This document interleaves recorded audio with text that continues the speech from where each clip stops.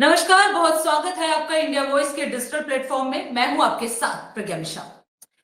दिल्ली यानी देश की राजधानी, सबसे ज्यादा चुनौतियों में से एक है वहां पे वायु प्रदूषण का होना। और आज वायु प्रदूषण को लेकर दिल्ली की सीएम रेखा गुप्ता ने एक बड़ा ऐलान कर दिया है। उन्होंने एक प्रोजेक्ट लॉन्च करने का ऐलान किया है जिसमें है स्वच्छ हवा और स्वस्थ दिल्ली। आज इसी मुद्दे पर चर्चा करने के लिए हमारे संवाददाता अरविंद कुमार हमारे साथ जुड़ चुके हैं। अरविंद, बहुत बहुत स्वागत है इस मुद्दे पर चर्चा करने के लिए। अरविंद, सबसे बड़ा सवाल यही है कि जब भी कोई नया प्रोजेक्ट लॉन्च होता है तो उसका फायदा जमीनी स्तर पर कितना देखा जा सकता है? क्या लगता है कि ये जो प्रोजेक्ट लॉन्च किया गया है वो कितना फायदेमंद होगा दिल्ली के लिए? और अगर बात की जाए इस पूरे प्रोजेक्ट का, तो आप इसको एक्सप्लेन करें कि ये पूरा प्रोजेक्ट क्या है।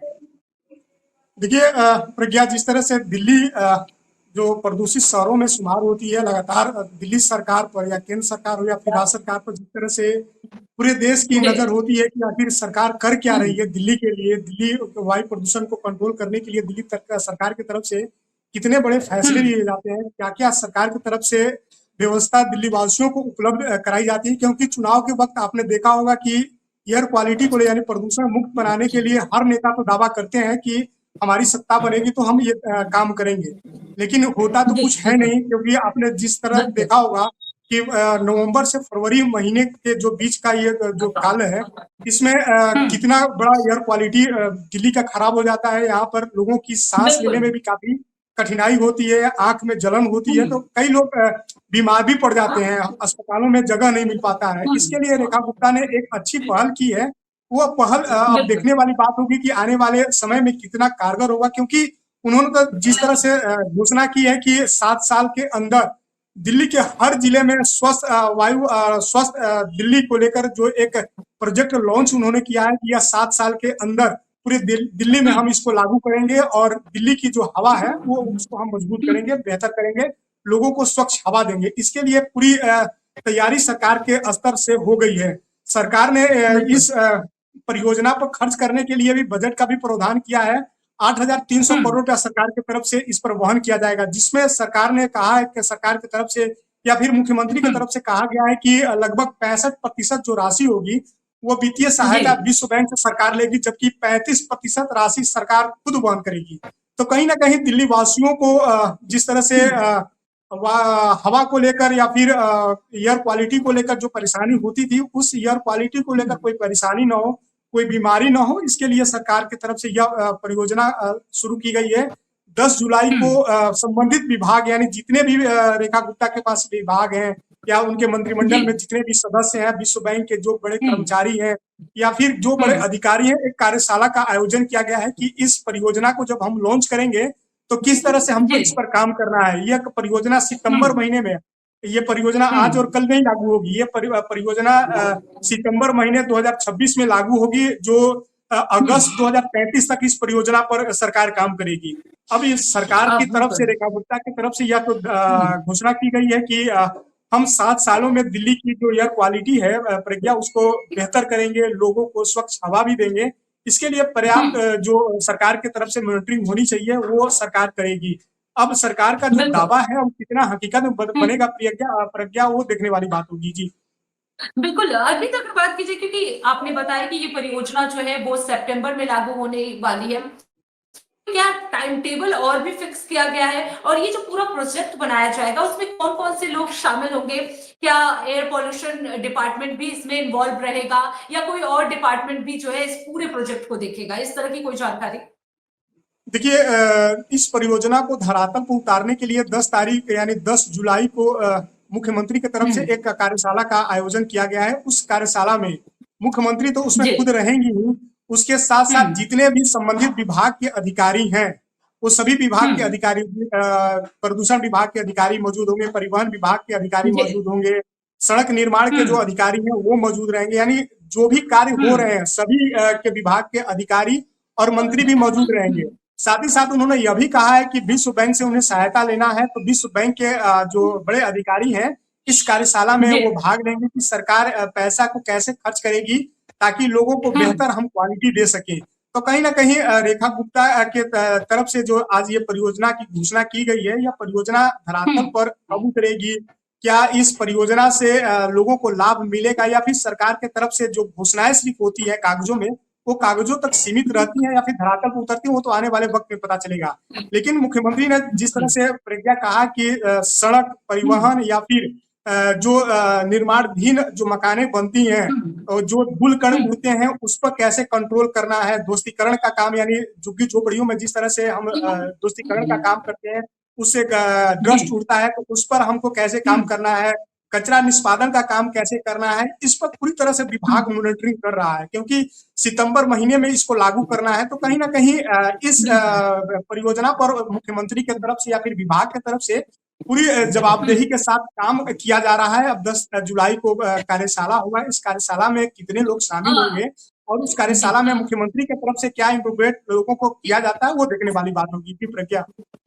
अमित, क्योंकि जब भी कोई प्रोजेक्ट ऐलान किया जाता है उसे लेकर हम देखते हैं कि विपक्ष पार्टियों का भी प्रतिक्रिया जो है वो सामने आता है। ऐसे में सीएम रेखा गुप्ता के इस प्रोजेक्ट के ऐलान करने के बाद क्या कोई प्रतिक्रिया जो है विपक्ष पार्टियों की तरफ से आई है? उनकी तरफ से कुछ कहा गया है कि एयर क्वालिटी में किस तरह से इम्प्रूवमेंट होगा, या ये जो प्रोजेक्ट है वो जनता के लिए कितना फायदेमंद होगा, या उस जमीनी हकीकत जो है उससे दिखेगी या नहीं? देखिए प्रज्ञा, विपक्ष का तो काम ही है कि हर बिंदु पर सरकार के फैसले पर नुक्स निकालना, उनका तो काम ही होता है कि वो नुक्स निकालेंगे ही निकालेंगे, क्योंकि उनको भी राजनीति करना है, सत्ता पक्ष के जो नेता होते हैं उनको भी राजनीति करना है। लेकिन जनता के हित में कौन दल यानी कौन सत्ता पक्ष के लोग काम करते हैं, विपक्ष के लोग कितना मुद्दा उठाते हैं, तो वो तो आपसी क्रियान्वयन या पक्ष और विपक्ष का दोनों जो चालें होती हैं वो तो बराबर चलता है। लेकिन सबसे बड़ा सवाल यह है कि मुख्यमंत्री रेखा गुप्ता ने जिस तरह से घोषणा की है कि भाई एयर क्वालिटी को सुधारने के लिए हम स्वच्छ दिल्ली, स्वस्थ दिल्ली को हवा को लेकर हम एक काम करेंगे, तो उस पर सरकार की तरफ से कहीं ना कहीं मॉनिटरिंग तो किया जाता है। क्योंकि आपने देखा होगा कि गर्मी के मौसम में जिस तरह से तापमान जिस तरह से बढ़ रहे थे, प्रदूषण बढ़ा हुआ था, तो सरकार की तरफ से जितने भी दिल्ली शहर में 1000 से अधिक स्ट्रीट लाइट है उस पोल पर फुहारा लगाया गया था, ताकि जो तापमान में गिरावट आए, एयर क्वालिटी भी बेहतर हो। तो वो तो निगरानी सरकार की तरफ हो रही है, वो दिख भी रहा है कि भाई किस तरह से वो काम कर रहा है।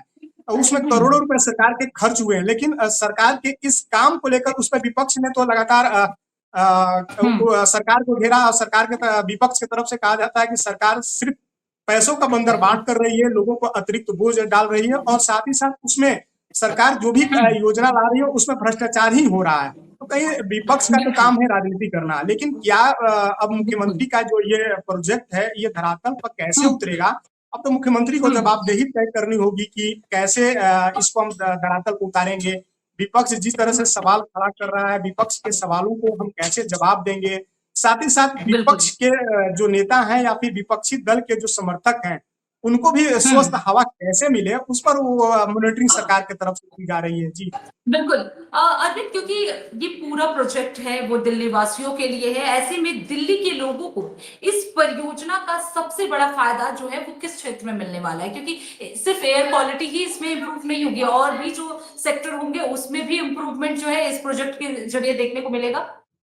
जी बिल्कुल, प्रदूषण के अलावा कई सारे ऐसे विभाग हैं, कई ऐसे क्षेत्र हैं जहां पर लोगों को थोड़ी बहुत सहूलियत मिलेगी, क्योंकि एयर क्वालिटी सिर्फ वाहन से या फिर डस्ट से ही नहीं उठता है।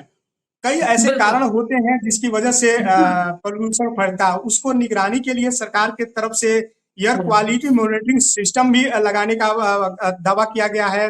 साथ ही साथ कंट्रोल जहां से पूरी मॉनिटरिंग होगी उसको लिए एक कंट्रोल रूम भी बनाया जाएगा। एक यूनिट मैनेजमेंट भी सरकार की तरफ से बनाने का दावा किया गया कि प्रोजेक्ट पर कैसे मॉनिटरिंग की जाए, जो प्रोजेक्ट मैनेजर है उस किस तरह से काम करेंगे, किस तरह से निगरानी करेंगे, उस पर भी सरकार के तरफ से काम किया जा रहा है। क्योंकि आपने देखा होगा कि प्रदूषण को लेकर हर वक्त कहीं ना कहीं कई तरह के सवाल भी उठते हैं, लोगों के जहन में यह भी होता है कि हम दिल्ली शहर में तो हैं, देश की राजधानी है, लेकिन यहाँ की आबोहवा इतनी खराब है कि हमारी अर्दुआई भी यानी उम्र भी जो है वो 10 से 15 वर्ष घट जा रही है। तो कहीं ना कहीं जो पुराने लोग हैं वो दिल्ली छोड़कर अपने गांव जाकर रहना चाहते हैं। अब जो नए लोग हैं उनकी तो मजबूरी है कि दिल्ली में कुछ कमाना है, तो बच्चों को पढ़ाना है, स्वास्थ्य को बेहतर करना है, तो हमको दिल्ली रहना है। लेकिन जो पुराने लोग हैं थोड़ी बहुत वो और अधिक तक जी सके उसके लिए वो अब गाँव के रुख कर रहे हैं। तो ऐसे कम से कम लोगों में जो डर है एयर क्वालिटी को लेकर, प्रदूषण को लेकर, उस डर डर को दूर करने के लिए सरकार की तरफ से अब काम किया जा रहा है। मुख्यमंत्री की तरफ से जो घोषणा हुई है, अब ऐसे में प्रज्ञा देखने वाली बात है कि जब घोषणा सिर्फ हुआ है तो घोषणा पर ही रहता है या फिर धरातल पर इसको उतारने के लिए मुख्यमंत्री की तरफ से प्रयास भी किया जाता है। क्योंकि आपने देखा होगा जितनी भी योजनाओं को लेकर मुख्यमंत्री की तरफ से प्रज्ञा घोषणा की गई है, उन परियोजनाओं पर लगातार मुख्यमंत्री मॉनिटरिंग करती हैं, समय समय पर समीक्षा भी करती हैं और लगातार हर सप्ताह विभाग के अधिकारी और मंत्रियों के साथ हर चीज को लेकर वो वन टू वन बातें भी करती हैं कि आखिर जो परियोजना हम चला रहे हैं दिल्ली वासियों को उन योजना का लाभ मिल रहा है या नहीं। तब ऐसे में जो आपने कहा कि किन किन क्षेत्रों में सबसे अधिक प्रदूषण होता है दिल्ली शहर में, तो दिल्ली शहर में लुटियंस जोन को तो आप छोड़ दीजिए। लुटियंस जोन में चूंकि वीआईपी लोग रहते हैं, जो जिधर प्रधानमंत्री रहते हैं, सारे मंत्री रहते हैं, सांसद रहते हैं, तो उधर की आबो हवा के तो पूछना क्या है कि वहां तो सरकार ऑटोमेटिक कुछ ना कुछ काम करती रहती है। लेकिन जो भीड़ भाड़ वाले इलाका है, जैसे द्वारिका हो या फिर आप ओखला साइड चल जाइए या फिर अन्य किसी साइड चल जाइए, तो कहीं ना कहीं उस इलाके में काफी पोल्यूशन तो होता है, जहां पर लोगों को सांस लेने में परेशानी होती है, लोगों की आंखों में जलन होती है। तो कहीं ना कहीं इस चीज को कम करने के लिए सरकार की तरफ से यह फैसला लिया गया है और जो प्रोजेक्ट को लॉन्च करने की मुख्यमंत्री की तरफ से घोषणा की गई है, इस घोषणा पर सरकार सितंबर महीने में तो इल्जामा पहनाने का पूरा काम करेगी। लेकिन मॉनिटरिंग जो है वो अभी से शुरू है कि हम इस पर किस तरह से हमको काम करना है, क्योंकि लगातार मुख्यमंत्री सचिवालय जाती हैं, पुराने सचिवालय या फिर नए सचिवालय जाके अधिकारियों से उनकी वार्ता होती है। जो संबंधित विभाग के जो मंत्री हैं, चाहे वो परिवहन विभाग के हों या फिर नगर विकास विभाग के मंत्री हो या स्वास्थ्य विभाग के मंत्री हो, सबसे वो वन टू वन वार्ता करते हैं कि आखिर लोगों को स्वस्थ रखने के लिए हमें कैसे काम करना है, कैसे हम लोगों को बेहतर शिक्षा दें, बेहतर हवा दें, बेहतर पानी दें, उस पर वो लगातार मॉनिटरिंग कर रही हैं। जी बिल्कुल। अर्नित, अगर बात की जाए, क्योंकि पॉल्यूशन एक बड़ा समस्या है, क्योंकि केवल दिल्ली में सर्दियों में ही नहीं, समर में भी हम देखते हैं कि जो पॉल्यूशन है अपने एक्यूआई जो है हमेशा बढ़ा रहता है। ऐसे में क्या लगता है ये जो प्रोजेक्ट लॉन्च करने का ऐलान सीएम रेखा गुप्ता ने किया है, उसमें पब्लिक के लिए भी कोई दिशा निर्देश दिए जाएंगे? क्या उनकी एक्टिविटी में भी कोई कटौती जो है वो देखने को मिल सकती है, जैसे कि गाड़ी निकाल सकते हैं या नहीं, या किस तरह की व्हीकल्स हम यूज कर सकते हैं, इस तरह की कोई जानकारी? क्योंकि प्रोजेक्ट को इनिशिएट करने के लिए कुछ तो दिशा निर्देश जो है वो पब्लिक के लिए भी होगा। जी प्रज्ञा, आपने ठीक कहा कि अधिकारियों के साथ साथ आम पब्लिकों को पर भी सरकार के तरफ से दिशा निर्देश जारी किया गया है, क्योंकि मुख्यमंत्री ने साफ तौर पर कहा कि दिल्ली शहर में जितनी भी 10 साल या 15 साल जो पुरानी गाड़ियां हैं, जिनकी प्रदूषण रहित वो गाड़ियां हैं, उनको दिल्ली से धीरे धीरे हमको हटा देना है। और यहाँ पर जो बैटरी से संचालित जो गाड़ियां हैं या फिर इलेक्ट्रिक वाहन है या फिर निजी वाहन को हमको बढ़ावा देना है, क्योंकि मोटर व्हीकल बिल को आपने देखा कि 3 दिन पहले सरकार ने पास कर उसे 1 जुलाई से लागू कर दिया है कि भाई उस पर बैटरी संचालित जितने भी वाहन है उस पर सरकार उस पर सब्सिडी देगी, ताकि लोग वो गाड़ी खरीद सकें। और साथ ही साथ मुख्यमंत्री ने यह भी कहा है कि जो आम लोग हैं वो पब्लिक ट्रांसपोर्ट की गाड़ी ज्यादातर यूज करें, ताकि आम गाड़ी सड़क पर कम निकलेगी तो प्रदूषण कम होगा। पब्लिक ट्रांसपोर्ट सरकार की तरफ से जो चलाई जाती है उसको उपयोग करने के लिए सरकार की तरफ से दिशा निर्देश जारी किया गया है कि अधिकतर समय आप पब्लिक ट्रांसपोर्ट से ही बाहर निकले या किसी काम के लिए आपको जाना है तो जाए। क्योंकि आपने देखा होगा कि नवंबर और फरवरी महीने में जिस तरह से एयर क्वालिटी खराब होता है प्रज्ञा, उसको लेकर सरकार की तरफ से एक और दिशा निर्देश जारी किया गया है कि फरवरी महीने यानी नवंबर से फरवरी महीने तक जो भी सरकारी काम होंगे वह वर्क फ्रॉम होम होंगे, यानी जो घर से ही काम अधिकतर कर्मचारी काम करेंगे।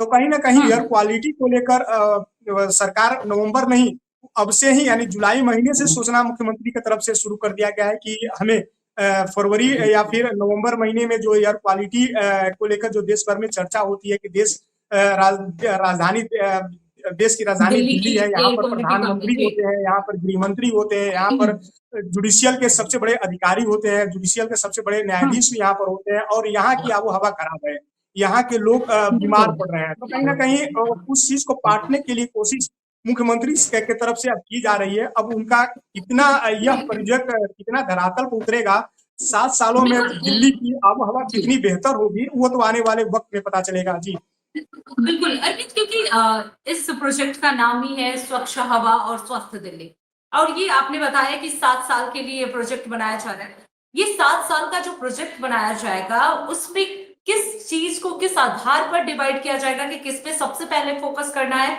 इन 7 सालों में, इसकी कोई जानकारी, इसका कोई रोड मैप, इसकी कोई प्लानिंग? जी देखिए, जिस तरह से एयर क्वालिटी को लेकर जो चर्चाएं हो रही है कि 7 साल के अंदर इस प्रोजेक्ट को हमें लॉन्च करना है और धरातल पर कैसे हमको उतारना चाहिए, उन्होंने सिर्फ दिल्ली शहर के लिए ही नहीं इस प्रोजेक्ट को लॉन्च किया है। वो दिल्ली के जब 13 जिला है, उस 13 जिला में यह प्रोजेक्ट लागू होगा, और खासकर उन इलाकों के लिए मुख्यमंत्री की तरफ से चिन्हित की जा रही है कि जिन इलाकों में सबसे अधिक एयर क्वालिटी खराब है, उन इलाकों में सबसे हमको काम करना है। लुटियंस जोन में तो थोड़ा बहुत एयर क्वालिटी वहाँ खराब होती है, फिर भी पहले के आम लोगों के इलाका का बेहतर होता है, लेकिन जो भीड़ भाड़ वाले इलाका है, उस इलाके में हमको एयर क्वालिटी को किस तरह से मेंटेन करना है, किस तरह से बेहतर रखना है। जो लोग ज्यादातर पटाखों के लेकर जिस तरह से चर्चा होती है नवंबर में कि दीपावली में सबसे अधिक पटाखे फूटते हैं, तो उसकी वजह से एयर क्वालिटी खराब होता है। प्रदूषण सबसे अधिक दिल्ली में नवंबर महीने में उसी वक्त फैलता है। तो कहीं ना कहीं पटाखों पर भी सरकार की उस पर पहरा होगा कि भाई पराली पटाखे जलाने को भी लेकर हर बार ऐसी खबरें सामने आती है कि पराली जलाने को भी कई दिशा निर्देश जारी किए जाते हैं, क्योंकि ये वही समय होता है, ठंड का समय या नवंबर का वो टाइम होता है जिसमें ये पराली जो है वो जलाई जाती है। इसको भी लेकर इस बार सरकार कुछ करने वाली है? जी बिल्कुल, जिसे में दिल्ली शहर जो सटे राज्य है, जैसे हरियाणा, पंजाब या यूपी, हरियाणा, जहाँ अधिकतर जगहों पर धान की कटाई होती है, तो पराली जलाने की वहां पर व्यवस्था होती है। तो पराली कम लोग जलाएं, उस हरियाणा की सरकार या फिर पंजाब की सरकार या फिर यूपी की सरकार को लेकर भी मुख्यमंत्री के तरफ से एक पहल की जा रही है कि जो आपके क्षेत्र में जो पराली जलाने की जो व्यवस्था होती है, किस तरह से सरकार पराली को नष्ट करे, आम लोग पराली को न जलाएं, ताकि दिल्ली में जो आबो हवा खराब होती है, तो अधिकतर हरियाणा और पंजाब से ही धुएं का जो प्रकोप होता है वो सबसे अधिक दिल्ली में आता है। तो सबसे अधिक सरकार को मॉनिटरिंग कर वहां के राज्य सरकार से वार्ता मुख्यमंत्री की तरफ से जारी है। अब ऐसे में दोनों राज्य के मुख्यमंत्री रेखा गुप्ता की कितनी मदद करते हैं, वो आने वाले वक्त में पता चलेगा, क्योंकि 7 साल उन्होंने समय रखा है कि 7 साल के अंदर हमें दिल्ली की आबो हवा को बेहतर करना है, लोग प्रदूषण मुक्त शहर में हमको लोगों को रखना है। तो अब यह परियोजना को लेकर मुख्यमंत्री की तरफ से जो पहल की जा रही है, वो पहल कितना कारगर होगा, वो आने वाले वक्त में पता चलेगा। बिल्कुल अरविंद, अब ये देखना होगा कि ये जो प्रोजेक्ट है वो कितना सक्सेसफुल जो है वो रहने वाला है। बहुत बहुत धन्यवाद अरविंद, इस खबर पे विस्तार से जानकारी देने के लिए और इस तरह के मुद्दों पर चर्चा करने के लिए। तो जिस तरीके से हमने देखा कि दिल्ली में नया प्रोजेक्ट जो है वो लागू कर दिया गया है, अब जल्द ही इस प्रोजेक्ट को इनिशिएट किया जाएगा, सितंबर में इसे लागू किया जाएगा। अब देखना होगा कि दिल्ली कितना फायदा मिलता है। तो आज के लिए बस इतना ही डिजिटल प्लेटफॉर्म। नमस्कार।